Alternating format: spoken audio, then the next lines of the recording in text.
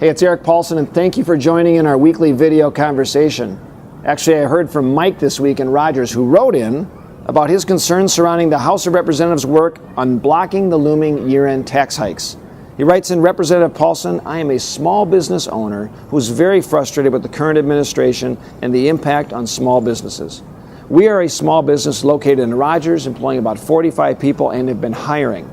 We bit the bullet 2 years ago by not laying anyone off, even though it impacted us greatly. I built this business with great risk to my family. If the business fails, long days and long nights, lots of sweat equity are certainly involved. My partners and I are fearful of the direction our administration is taking us. As a limited liability corporation and company, my partners and I carry the burden of actually paying taxes that the company makes. Actually, Mike, last week I held a tax roundtable with 20 different small business leaders in our community that shared the exact same message that you conveyed.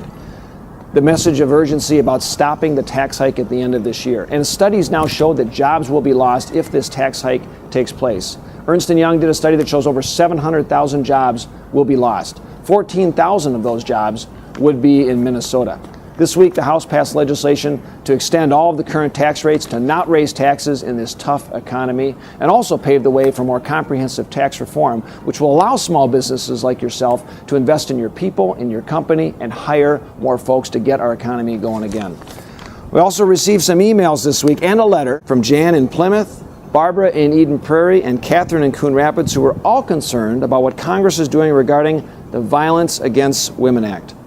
Well, I will tell you that as the husband and father of 4 daughters, I also am concerned about the impacts that domestic violence has on women, families, and in our community. I supported the reauthorization of the Violence Against Women Act in the House. I hope that the differences are going to be worked out in the House and the Senate.